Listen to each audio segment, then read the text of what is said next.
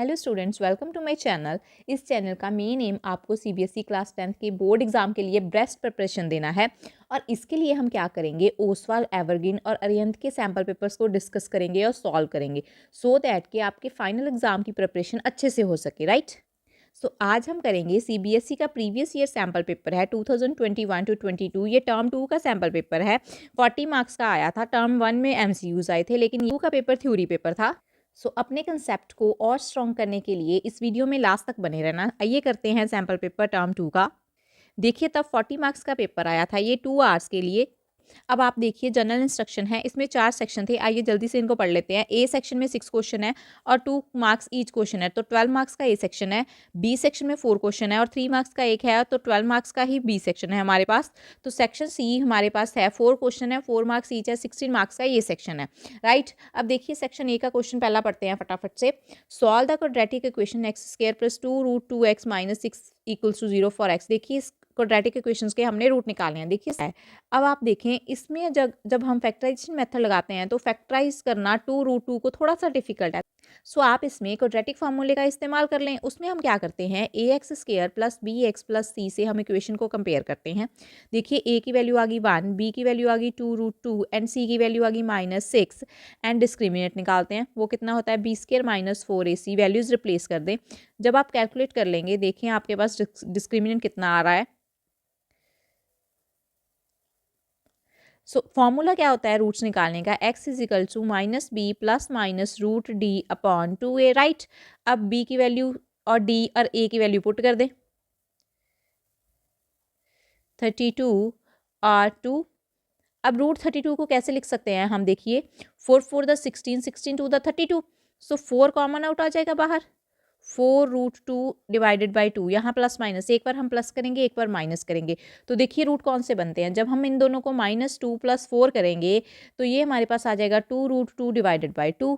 जब -2 और -4 करेंगे तो -6√2 डिवाइडेड बाई 2। अब देखिए, हमारे पास रूट्स बन गए √2 -3√2 is your answer for the value of x, right. अब जो सोल्यूशन है वो उन्होंने फैक्टराइजेशन मेथड से निकाला हुआ है। आप ये भी देख लेना, आपको जौन सा मेथड ठीक लगता है उससे आप निकाल के देख लेना। ये मैंने ओसवाल के सैम्पल पेपर से पीडीएफ बनाया है।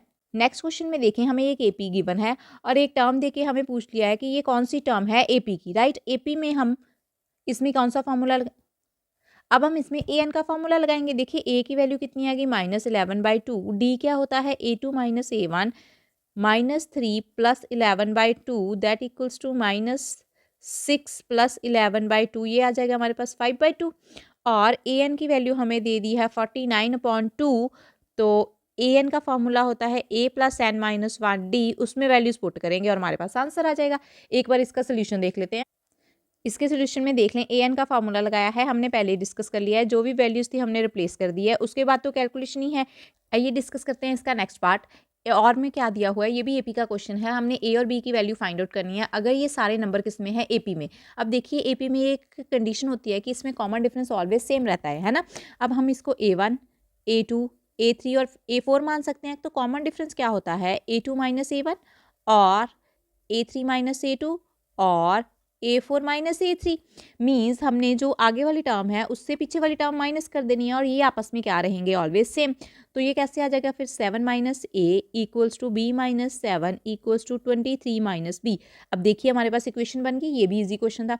इन दोनों को सॉल्व करके हमारे पास B की वैल्यू आएगी। वो B की वैल्यू जब हम यहाँ पर रिप्लेस कर देंगे, फिर इन दोनों को सॉल्व कर कर A की वैल्यू आ जाएगी। आइए सोल्यूशन देख लेते हैं।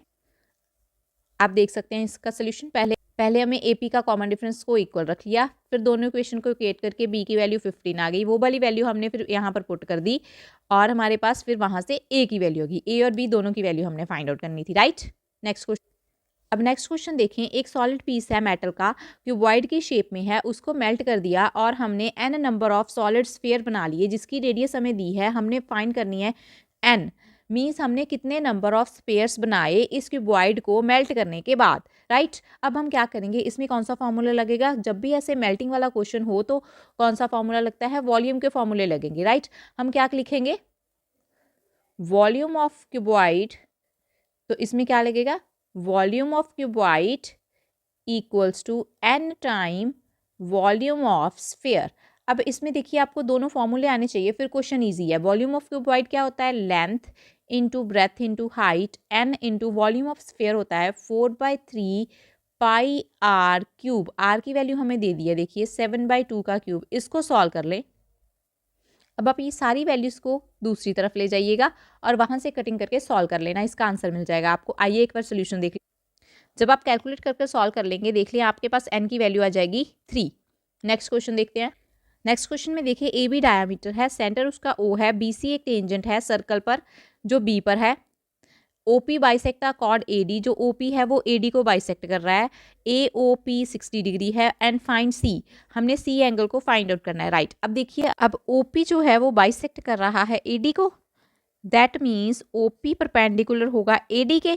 अगर ओपी परपेंडिकुलर है एडी के तो ये एंगल भी 90 डिग्री होगा, राइट, और इधर एंगल भी 90 डिग्री होगा। ये एक थ्योरम पढ़ते होते थे हम 9th क्लास से, वहां से रिजल्ट लिया है हमने। अब देखिए अगर ये 90 है, अब आप देखिए जो बीसी है वो क्या है? टेंजेंट है, और ओबी क्या है? रेडियस है। ये टेंजेंट है हमारे पास। जो रेडियस और टेंजेंट में आपस में क्या रिलेशन होता है? ये भी 90 डिग्री का एंगल बनाती होती हैं, राइट। अब ये 60 डिग्री है, ये पूरा एंगल होता है 180 डिग्री। ये कितना एंगल आ जाएगा? 120 डिग्री। अब आप इस कोऑर्डिनेटर में देखिए, आपको ओ पता चल गया, पी पता चल गया, बी पता चल गया। अब सी निकाल लेंगे हम। 90 + 90 + 120 plus angle C equals to 360 degree, right. यहाँ से आपको सी की वैल्यू मिल जाएगी। एक बार इसके सोल्यूशन देख लें।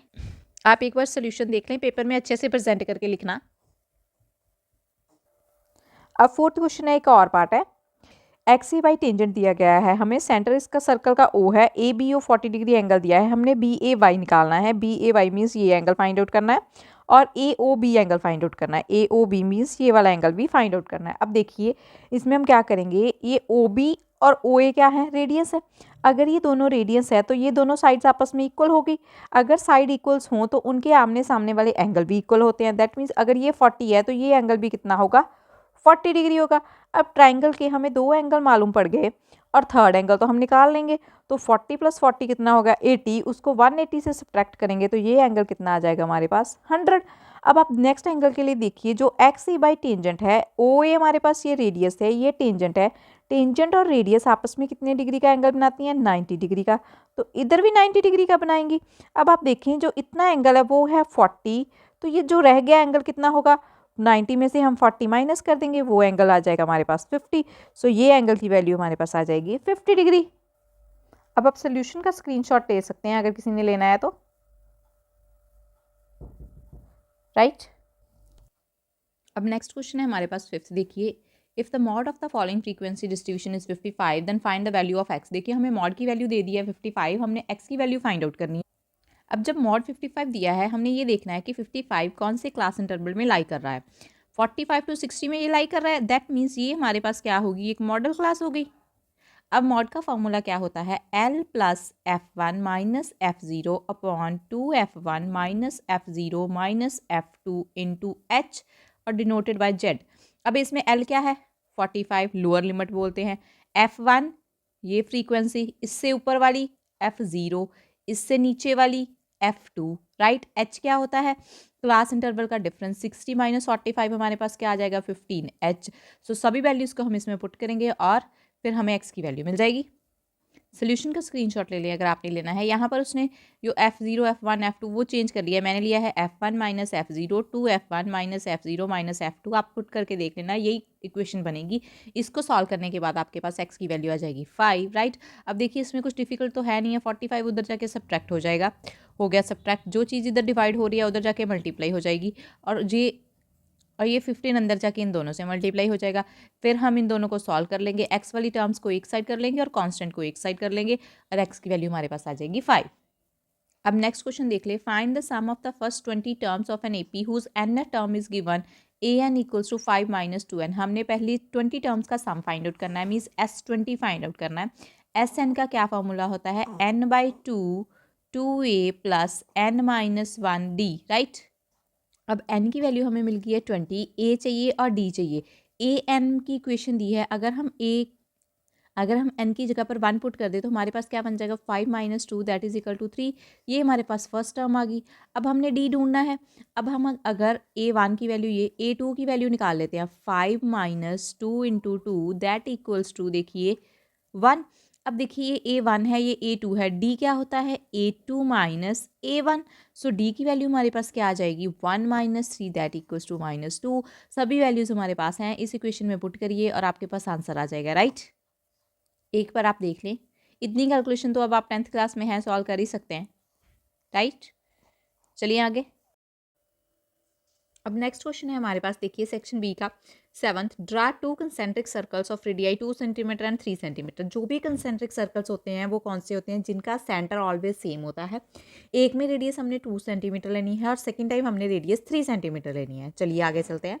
From a point on the outer circle, जो भी आउटर सर्कल है उस पर किसी भी पॉइंट से हमने जो इनर सर्कल है उस पर क्या करनी है, टेंजेंट्स ड्रॉ करनी है, राइट। आइए करते हैं।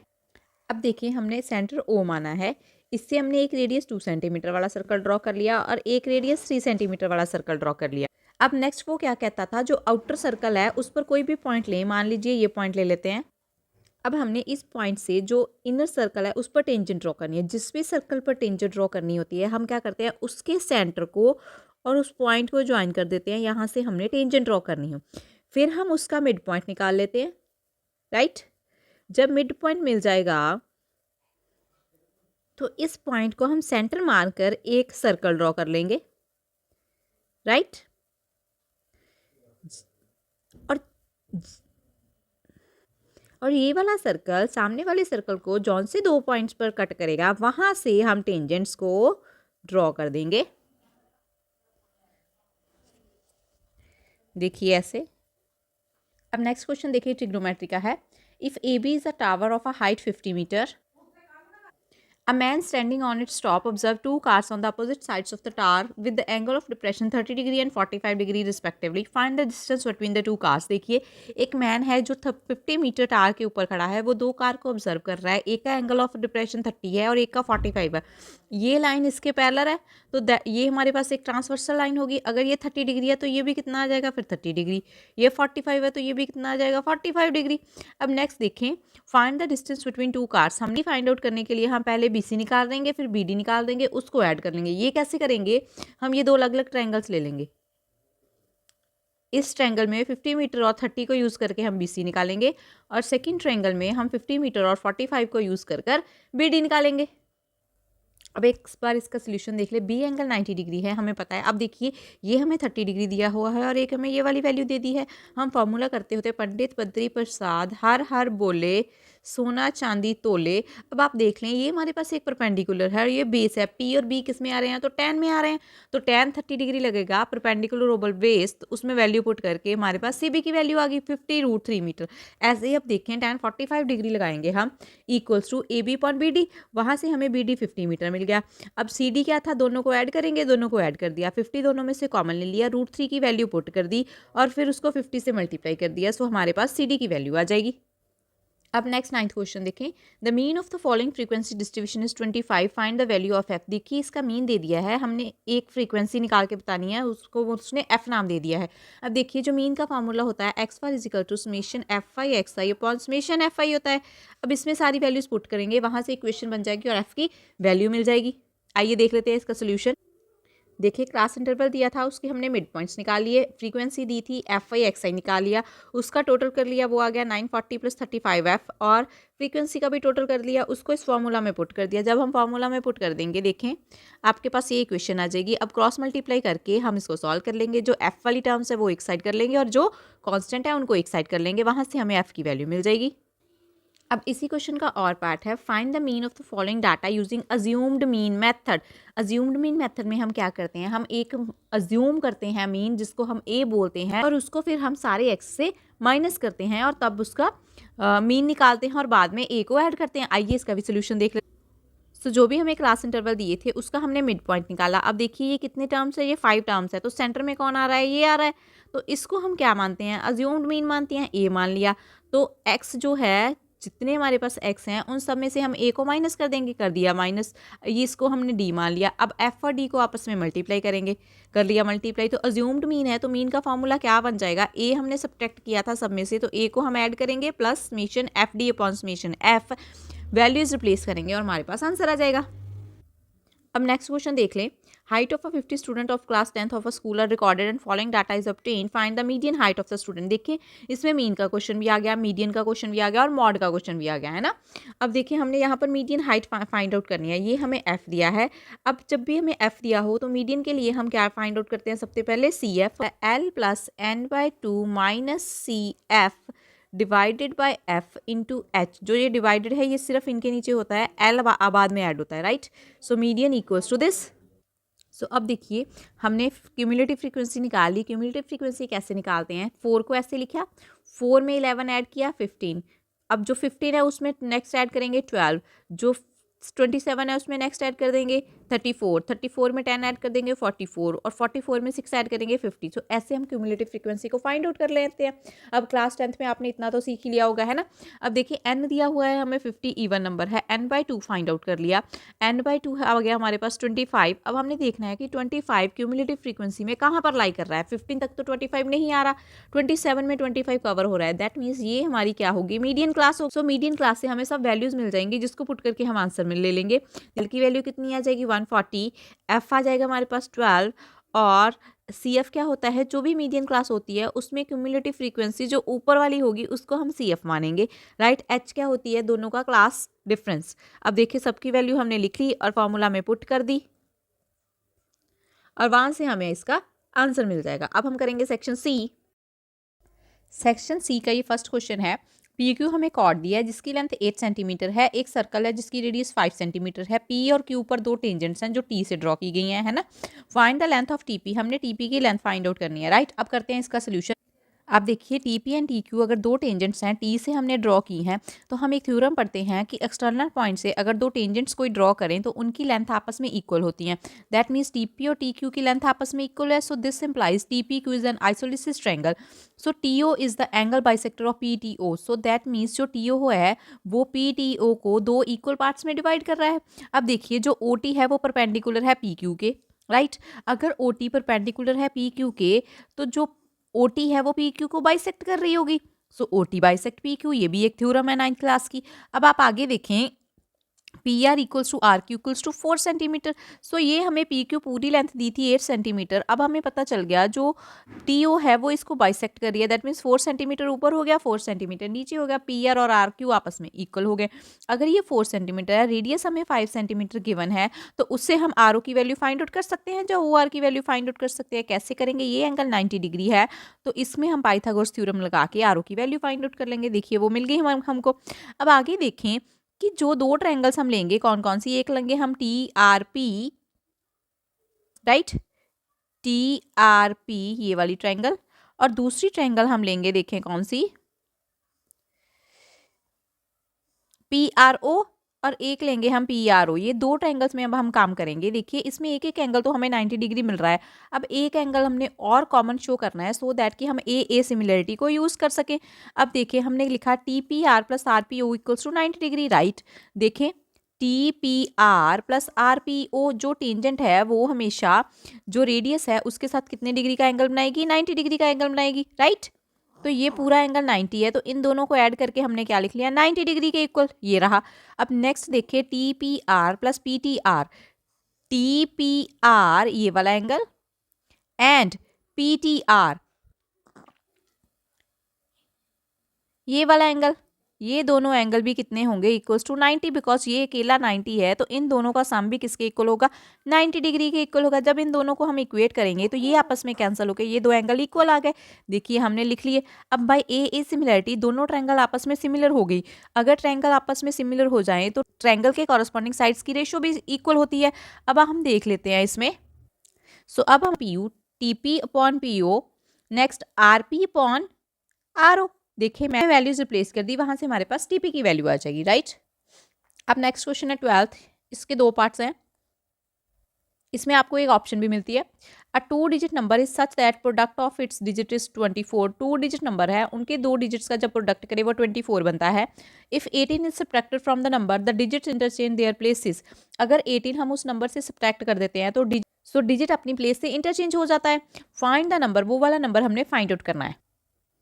अब हम देख लेते हैं, जब भी हम 2 डिजिट की बात करते हैं, जैसे हम 24 की ही बात कर लेते हैं, तो 24 में एक आ रहा है वंस और दूसरा आ रहा है टेंस। मीन्स हम इसको कैसे लिख सकते हैं, 2 into 10 plus 4 means 10x plus y, और 10y प्लस एक्स हम 2 डिजिट को रिप्रेजेंट करने के लिए यूज करेंगे, राइट। अब देख, 10 डिजिट भी x एंड 1 डिजिट y, हमने 10 डिजिट को x माना और 5 डिजिट को y माना, तो नंबर हमारे पास क्या बन गया, 10x प्लस वाई।